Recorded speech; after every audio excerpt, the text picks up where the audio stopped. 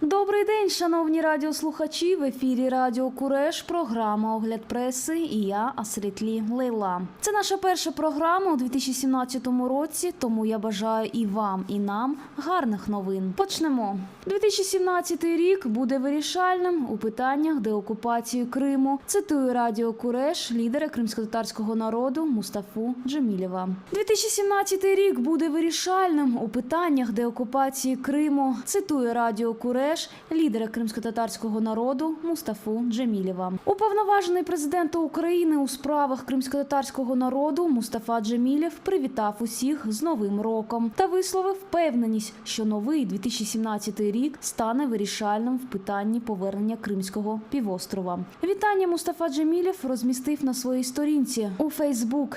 Рік, що минає, доказав, що ми маємо друзів, які разом з нами відстоюють наші права і свободи, ґрунтуючись на основоположні принципи цивілізованого світу, підтримують нас у боротьбі з агресором у відстоюванні справедливості. Впевнений, що у новому році завдяки такій єдності та наполегливій роботі ми подолаємо усі загрози та виклики, які стоять перед нашою державою. І цей рік буде вирішальним у питаннях деокупації Криму.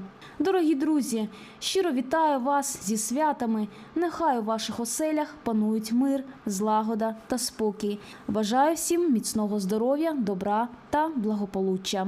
Пише Мустафа Джемілєв. У Конгресі США мають намір ввести більш жорсткі санкції проти Російської Федерації всупереч будь-яким рішенням Трампа, повідомляє «Новий час». Обраний президент Дональд Трамп отримає рішучу відповідь з боку Конгресу, якщо вирішить скасувати санкції проти Росії, введені адміністрацією Барака Обами. Про це заявив член Палати представників від Демократичної партії Адам Шиф. Ми думаємо, що повинно бути зроблене більше. Ми не думаємо, що, відверто кажучи, вжиті достатні кроки для стримування. Ви побачите підтримку більш жорстких санкцій з боку обох партій в Конгресі, підкреслив він. Ви побачите, що і демократи, і республіканці, такі як Джон Маккейн і Лінці Грем, разом представлять пакет більш жорстких санкцій, додав Шиф. Крім того, Шиф, який входить до комітету у справах розвідки в Палаті представників, висловився про те, що Трамп ставить під сумнів звіти російських спецслужб про кібератаки. Якщо він хоче мати хоч якийсь авторитет як президент, йому необхідно припинити так говорити. Він повинен перестати очорняти розвідку. Він повинен розраховувати на неї. Йому доведеться розраховувати на неї, підкреслив член Палати представників. Нагадаємо, Міністерство фінансів США 29 грудня оголосило про введення нових санкцій проти Росії через хакерські атаки під час американських виборів президента. У чорний список, крім ФСБ і Головного розвідувального управління Російської Федерації, потрапили 3 юридичних особи і ще 6 чоловік.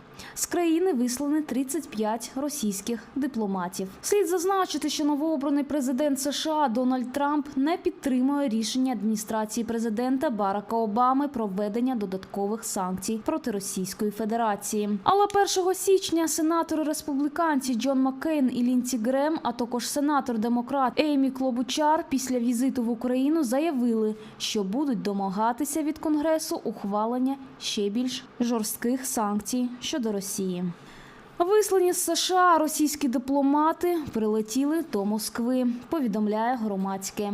До російської столиці Москви прибув літак з дипломатами, яких напередодні вислали зі Сполучених Штатів Америки. Про це повідомляє BBC. Останні передноворічні дні вони провели без сну і відпочинку, укладаючи багаж і паралельно закриваючи хвости. Волею-неволею за роки життя всі обростають побутовими зобов'язаннями, які вимагають уваги. Написав у Фейсбук співробітник посольства Росії в Вашингтоні Юрій Мельник про від'їзд колег.